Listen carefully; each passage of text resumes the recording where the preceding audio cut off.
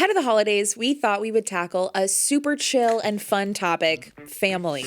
That's right. Namely, how do you talk about work to your family? And how does your family influence your work? We got a heater on today's per my last email. Let's get into it.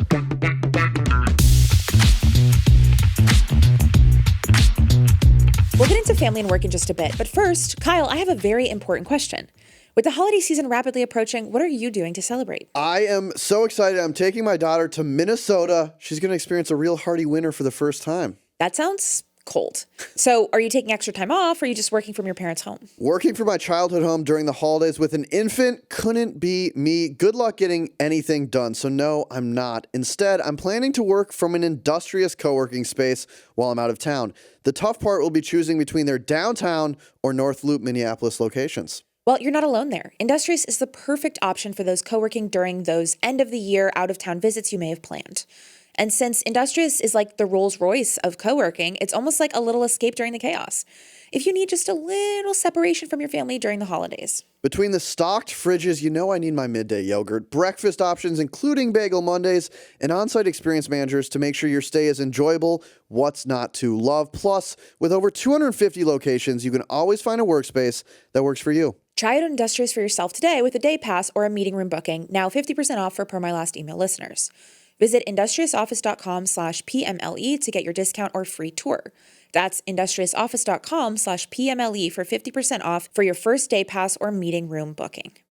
Kayla, since this could be a heavy topic, I want to start with something super light. What's the relationship like with your mom? Okay, Should we just start there? Yeah, let's start there. Let's get into it. Yeah. So I was born in 94.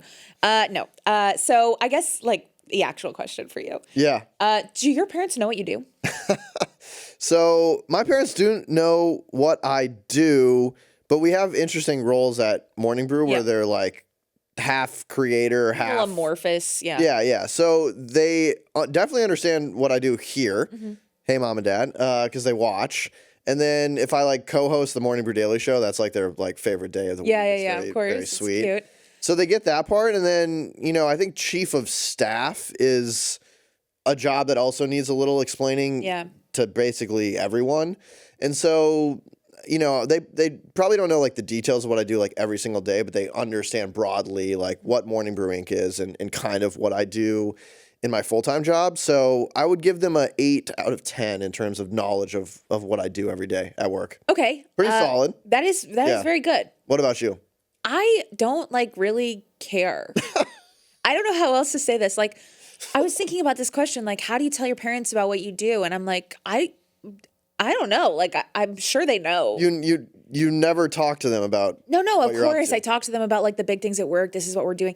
But like, it'll be, one day I'll be talking to my mom and I'll be like, oh yeah, we have a big launch of like the, end of year gift guide. Yeah. And then the next day I'll be like, oh, we're recording about blah, blah, blah, about family at work. Yeah. It's like, she doesn't need to be up on it. It's like, what are you doing it now? Yeah. Yeah. What are you doing at work? We're like, oh, and now we have a live event that I'm prepping for. Mm-hmm. I just think like the reality, like, oh, she works at a media company seems like fine. Yeah. It's the same. I think with parents, it's like, okay, they pretty much got it. And like, I don't really need to like explain every detail. Mm-hmm. With like the grandparents and the aunts and uncles and the like, it's like as you go farther out outside of like immediate family, that's when it's like, okay, let's like package this a little bit. Also the like pressure for them to really understand what you do is like non-existent. Right. If my cousin could identify the city I live in, I'd be like, you're doing good, man. That counts. Exactly. But yeah, I guess I don't really see the point of like, what does it matter except for like for them to like brag to their friends, I guess, or like give updates? Well, of course, they want to brag about their children. I want to come back to the parent thing. So if you don't find it necessary to kind of loop your parents into like what you're doing or that they like really need to know your day to day, who do you consider your like close circle of people that you do talk about work with frequently? Okay, so I think talking about work externally, first of all, this is something we talk about a lot in the reverse, right? So we've had entire episodes talking about how appropriately bring yourself to work, or like what is the amount that you should let your personal life into your work life? Yeah. We don't and we haven't talked about the opposite. Yeah. Which is like, how much should your work life affect your personal life? That's right. With the exception of like, don't make it your identity, blah, blah, blah. Yeah. Like work's your identity. That's kind of lame. People talk about like how to bring their innie to their outie, but not really the outie to the innie. Exactly. So that's what we're going to explore. Right. I think it's actually the flipped. No. Yeah. No. Yeah. I think you got that one wrong, but that's okay. So for me, I have a close group of friends that I think I have, my like New York group that I'll see more frequently. Therefore, they're kind of more up to date. Mm-hmm. Whereas with like broader family, like if I'm seeing them even once a month, I'm just catching them up on the big shit. Like they don't need to know the ins and outs of today I did this, tomorrow I'm doing that. That's right. But with your close friends, your spouse, like there's ins and outs much more frequently. So they're a little more up on things. So I think I do talk to them about work more frequently. I think with my husband, obviously it's like every day you just like download. So like he's up on everything, he knows what's going on. And with close friends, I usually try to keep it to like interpersonal updates. Mm-hmm. Like, how are the people that I'm working with? What are like the big things that I'm doing, Like the characters in your show. Exactly. So you gotta give them updates on how Kyle's doing. Yeah. What about you? Well, one, it's hilarious to hear Ryan described as your husband. I know, sorry. He is. That is an accurate description, but it's, I don't hear that. Right. You've known him since pre-husband era, so. I think I don't talk to my parents a lot about work, but I really think that's just because they don't do anything similar to what I do. My dad was in basically tax and accounting for his whole career, and my mom worked at my elementary school for her whole career. And so they had very different career trajectories than I did. So, broad life advice, definitely they're great for that. And maybe like very broad career advice, I think they would be great at too. But like specific media or podcasting strategies, they're just not going to really understand that. With Sierra, my wife. Yes. We talk about work, I think, a normal amount. I think work is a big part of my life. And so that spills over into my personal life. So we talk about that often, and she talks about her work too. And I think that's important. The one thing I wanted to bring up here that is good advice for people listening is this spillover and crossover model, which is like the social science around how you're feeling at work affects your personal life and the people around your personal life. And so the spillover concept is that if you're not feeling good at work, that actually spills over into your personal life. Yeah, that makes sense. You start feeling more sad, more anxious, whatever the feeling you're feeling at work in your personal life. And it's not really possible to fully separate them, again, unless you're in severance. The crossover model, the crossover part of this model is that how you're feeling crosses over to how intimate friends or your partner feel as well, because obviously you're communicating that with them. And so I think it's really important to understand that like how you feel at work is going to affect how you feel outside of work and how your loved ones feel as well. And it's really smart to have some sort of strategy around like boxing that in. Mm-hmm. And I used to, and maybe still am, like I used to hate the term like boundary. I was just like, no, you should like almost not have boundaries. It's work-life harmony. It's work-life harmony. I know you said that sarcastically. I won't take offense, but that's how I felt. But I think this model has made me see this a little clearer, where it is important that if you're not having the best of time at work, of course it's important to have emotional support and have, vent for a little bit, but it can start this vicious cycle that ends poorly, and you should have a strategy on how to manage that with your close friends and loved ones. Yeah, I think it makes sense, but I think this is like there's two different things here. The first is the like emotions that you're feeling derived from the work that you're doing. Mm-hmm. Like if you're having a rough time at work, you feel bad, and like you're going to feel bad, and that's going to like impact your relationships. Mm-hmm. I also think there's this element of like the vent or the talking about work that isn't necessarily an emotional thing, but it's like you're so wrapped up in what's going on at work that it's the only thing you can talk about, like when you get home or when you're going out to dinner with friends. Like that also, I feel like there's like also that crossover effect. Yeah. That you're like, I'm so sick and tired about hearing about Kyle's work, like drama or whatever, that like now I'm in a bad mood. Even if you're like happy, even if you're like thriving off You're of like, whatever. can you get a hobby or something? Yeah. And you watch TV, like hit me with some other topic besides work. Yes, exactly. And I think there's this like spectrum, because I think the people that you spend the most time with obviously are going to be the most like up on what you're doing in your daily life.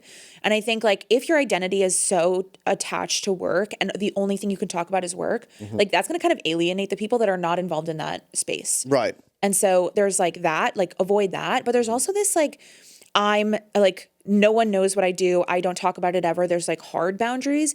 That to me is suspicious, and it kind of gives like mafia. Yeah, it kind of gives like CIA, deep state. Yeah, and I think there's like that is like a spectrum that we can work somewhere in the middle, but I do agree that like boundaries are important, both emotionally and like what you talk about. Well, if someone has that hard of a boundary, I'm either like, you're like, that's weird, or like, I need to know what you do even more now. Yeah. And like, I really need to know. I've had conversations with friends of friends where they like so badly want me to know what they do. And like, but like can't talk about They're it. like, So, I work with a 3-letter government agency. like basically Can't say anything else. there was one conversation, and she was super nice, so I'm not making fun of her at all, but she was like, this girl was like, oh yeah, I work in the government. Like sometimes I'll have overnight shifts. And I was just like, oh my God, that's so interesting. Like why do you have overnight shifts? Yeah. Like, she's like, you probably have heard about it in the news. And I'm like, damn, I need to know what you do. Oh, that's a good one. I'm going to say that. I need to know. Probably seen it on the front page. Won't say what paper though. But like, that is, first of all, that's a really cool way to like have like be a like man of mystery vibes. That's good. Yeah, yeah. But it also does kind of give you work in the mob, you know, like they could be mafia members as well. But going back to the hard boundary, what I think this like spillover crossover model also illuminates is that it's impossible to have a perfectly, of course, a perfectly cement border between work and life. Like some things will spill over, even if you think you can contain them. And I do think it's generally good advice then for people who are like, okay, I don't need to love what I do, or I can hate what I do. I have this incredible boundary. And once I leave work, I'm going to be perfectly happy in my personal life. Like it will spill over some. And even if you try really, really hard to avoid it, and I think I've seen some friends who are like having a really bad time and they think it's not affecting them personally. And I'm like, dude, you're like really like depressed. Yeah. Like you're kind of a bummer to be around. Yeah. Like you're not doing a good job and it's not possible. Like you need to fix that element to like get your spirits back up. So I think that's also just in general good advice there. Yeah, and I think it's like, okay, we're talking about the border, right? The boundary between work and life. And we've talked about it from the other side, which is your life outside of work does impact your work. Yep. And if you're not showing up for yourself outside of work, you're not going to be able to show up for your work self. And I think that the opposite also applies here. And so I think it's like, it's tough because, I don't know, in my relationships, both in my like close circle in New York, but also my family and like the people that I'm like giving updates to generally, having a like high quality or at least like a awareness around like how I'm showing up at work does impact those relationships. 100%. And I want to get back to my original question about relationships with family and growing up, but I have one more point on this point, which is this idea of co-rumination, which is ultimately what you want to avoid, which is you're not having a good time at work. You go home and you're talking to a spouse or friend and you're venting. And like, that's good. You should like time box your venting, like 20 minutes, let me go crazy. And then we can talk about solutions or talk about a TV show or something else. Co-rumination is where like the other person's like, oh my God, yeah, that does suck. That person's terrible. And then you're like, they're even more terrible than I thought when I started this conversation. And it literally is like this co-rumination. All of the research shows that that's really, really bad and will make you less effective at work. And then it's this downward spiral. And so make sure that you are, time boxing your venting and having other things to talk about if work isn't going well. But also on the flip side, like I think you can be a good friend, a good partner, a good family member if someone is coming to you and constantly venting, to push back appropriately on like moving to either a different topic or like, okay, like how can I help you get out of that situation so we're not just constantly venting? you want to avoid co-rumination. It kind of reminds me of in Mean Girls when she gets to that stage, when Katie gets to the stage where she could only talk about the plastics or whatever, and all of her other friends are like, you gotta cool it. Like you're like too obsessed with this. Exactly. A little Mean Girls reference. I know. I don't know why. Love it. That's like it's coming out. That's like millennial core. It really is. Oh, so good. And we'll be right back after this. Okay, back to the show.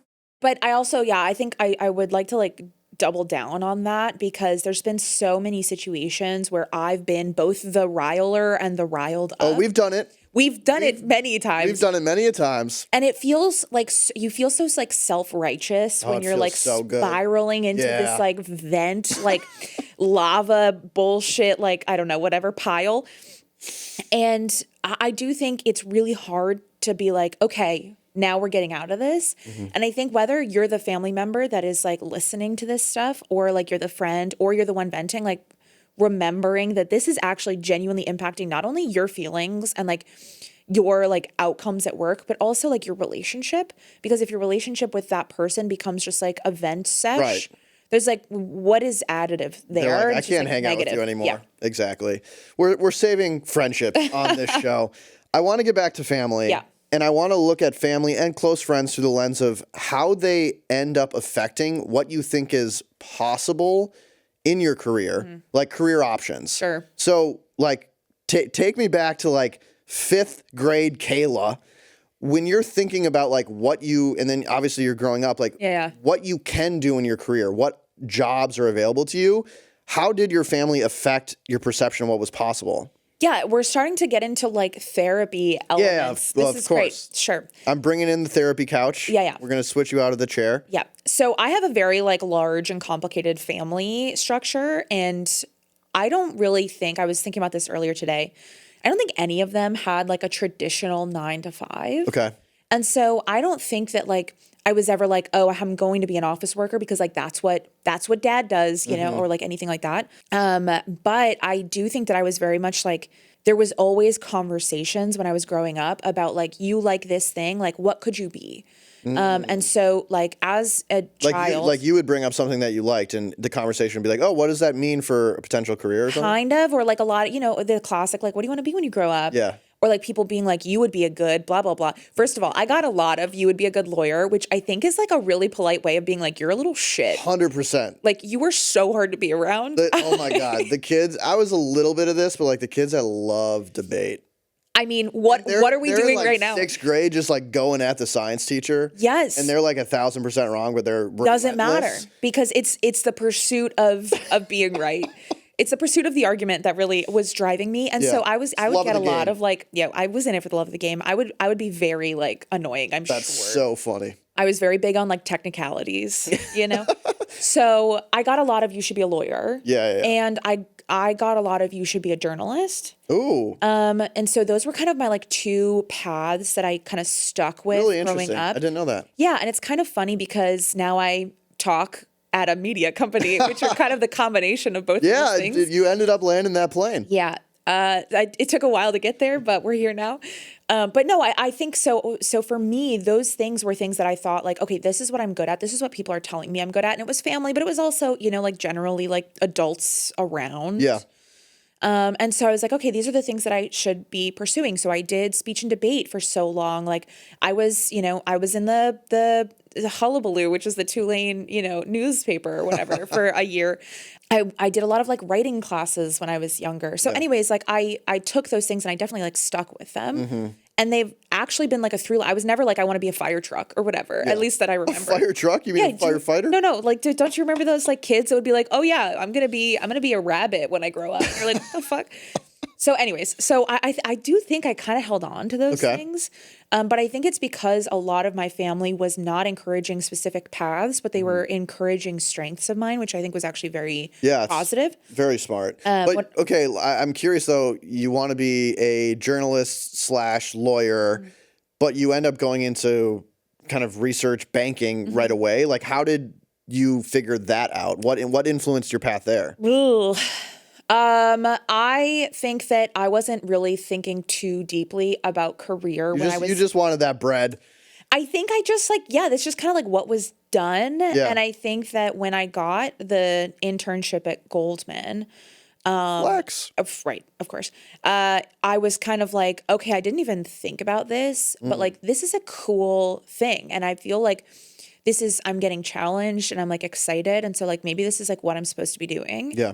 I also like, I went to school for international business, which is again, very different than the lawyer, the journalist that I was initially thinking. So it's not like I stuck to it forever. But yeah, I don't think I was ever like, oh, I'm like abandoning my, youth morals or whatever by going into finance.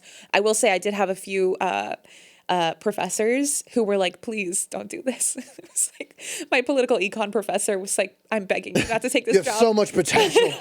Don't go to Goldman. No, at that point it was Deutsche Bank. But I remember emailing him. This man doesn't know who I am anymore. But I remember emailing him when I quit DB, and I was like, "I'm going into startups." He was like, "Cool, dude. Who are you?" Yeah, he's like, I don't even know who you are. Yeah. But so, anyways, I guess I wasn't really thinking about it that much. Okay. But I did land the plane eventually. Yeah. You ended up where 5th grade Kayla always was meant to be. So what about you? Yeah, I think I had a very narrow idea of like what jobs were. Yeah. I now Well, realize, of course. looking back, like I really knew like teacher because that's kind of what my mom was, and then like KPMG.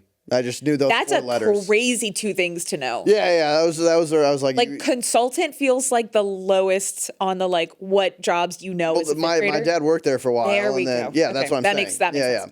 I didn't just. I was like, randomly, that's crazy. So those were really like the two like concrete jobs I knew, and I should have gotten more exposure to a broader set, and I just didn't. I think I started thinking about this really late, and so then I went to school and I just like picked philosophy and political science because I liked reading and I liked those two topics. I was not thinking about career prospects because if you were, you wouldn't pick those two. Right. Yeah. So then after I did AmeriCorps, like then I really started to like experiments. And I think it was the widening of my aperture post-college of what was possible that helped me understand there's like all these really interesting careers out there that I could pursue. And, similar to you, had a bit of a winding path to end up where I am now and really happy with where I'm at now. So it all worked out, but I probably took the least efficient path to get here. Sure, but I don't feel like that's like unstandard. Like you said like, oh, I wish I had more exposure or I should have had more exposure to other jobs. But I don't know how you can like developmentally appropriately like expose a fifth grader to chief of staff, you know, like, or like, these are all the paths. So I wonder like what, especially now that you have a child. I do have a child. Like how would you approach that for her? Yeah, well, I think I would push back on what you said. Like, I do think it's possible. And of course, like your job as a parent is not like just to make sure your kid ends up at Goldman or whatever. Like, but I think one element is exposure to a diversity of experiences, job types. I am a big believer that you need to have a very wide funnel at the top where you're experiencing a ton of different opportunities, activities, extracurriculars, cultures, whatever it might be, so that you increase the odds of finding something that you're naturally really talented at and that you love.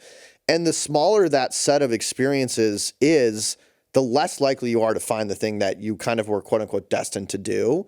And so I think my job as a parent is that exposure. And I think back to my childhood, like my dad loved sports, so I got into sports. And I never really had like a theater class, or I never You could have been a theater kid. I met kids in like fifth grade who were like, I kind of am now, we ended up with a podcast, like who were like into robotics. And I was like, how did you even, how did you even get into that? How'd you figure that out? Their dad like worked at NASA or their mom worked at NASA. I was like, oh shit, that makes sense.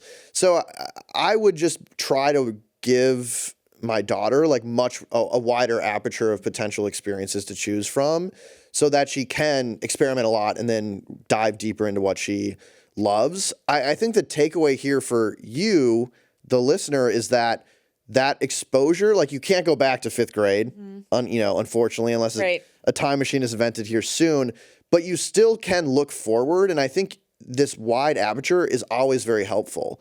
So like if you are feeling a little stuck in your current role, your current industry, step one is just getting exposed to what is possible. And that is stepping out of your comfort zone and talking to people you wouldn't normally talk to and learning about what they do. Going to events you wouldn't normally go to.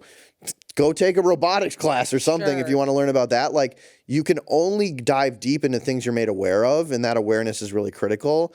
And I think it's never too late to broaden that aperture. This it kind of reminds me of the graphic that we've talked about before, which is the wait but why graphic. That's like your previous path in life, like today, and then the possibilities is like all these different branches. It's like just because you've locked into like your past doesn't necessarily mean that you're like locked into your future. Yeah.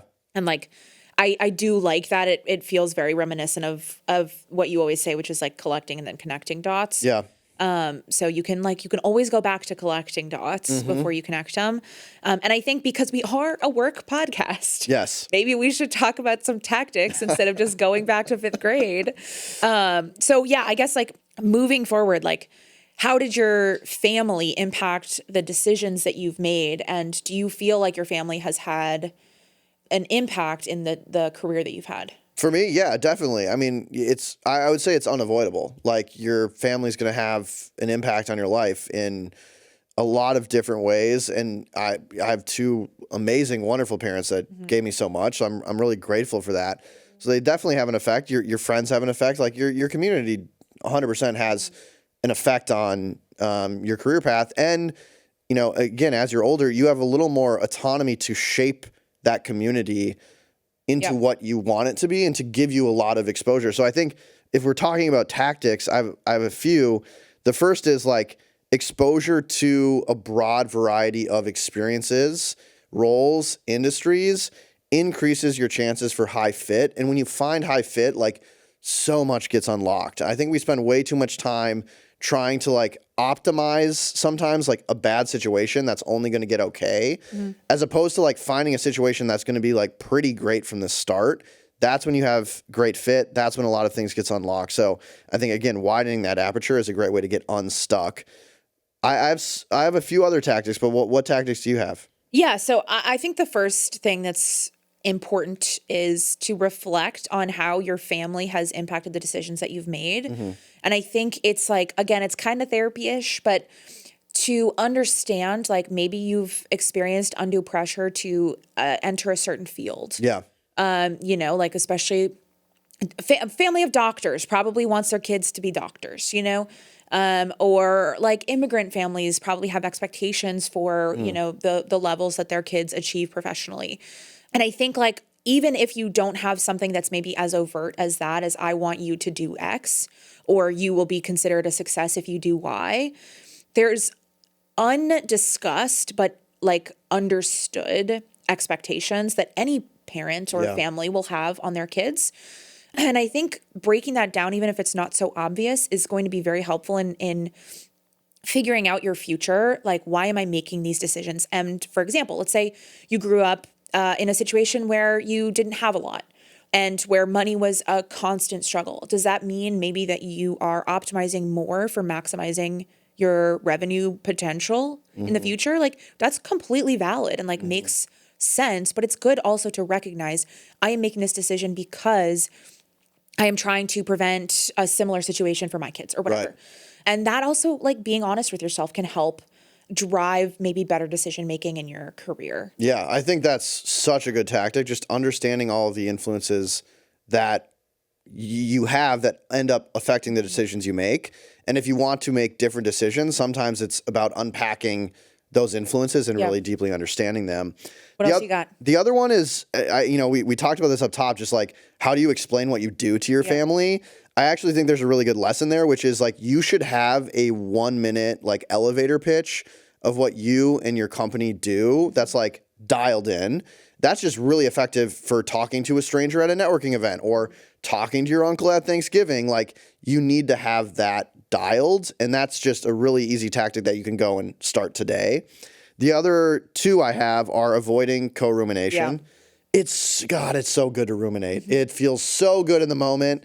We've all been there, and you just want to keep venting with your friend. Like, try to put some boundaries on that, because it ultimately is not effective and is doing a disservice to you and your relationships. And then the last one, I think, is give back. Like, we've spent a ton of this episode talking about how important it is early on in your career, or even before that, to be exposed to a variety of different things. And some of that is like mentors and learning, like meeting people that have done different things at that stage of your life. I mean, we all have the ability to do that now. So I think about how you can take your experience and your dots and give them back to the next generation to expose them to something that they might not know about and be really interested in. So, you know, something to think about there on the giving back, as opposed to thinking about your own career. How can you help the next generation find even better careers for themselves? Wow, that was really wholesome. I know. Look at me. That was nice. I Look liked at that. me go. Should we wrap it there, I guess, unless there's any... We can wrap it there. I just do want to say, anyone listening, if your dream is to still be a fire truck, you can do it. Do not give up. I want to see you on those streets with a little ambulance light on your head. Send us the most unhinged thing you wanted to be when you were growing up. You said, I want to be whatever. Yes, per my last email at morningbrew.com. What did you want to be when you grow up? We'd love to hear from you. Let's roll the credits. Let's do it. Our producer is Michaela Heck. Our technical director is Uchenna Ogu. Brittany DeTaco is our audio engineer. And our president is Devin Emery. This show is a production of Morning Brew. Thanks for listening, and we'll see you next week. See y'all.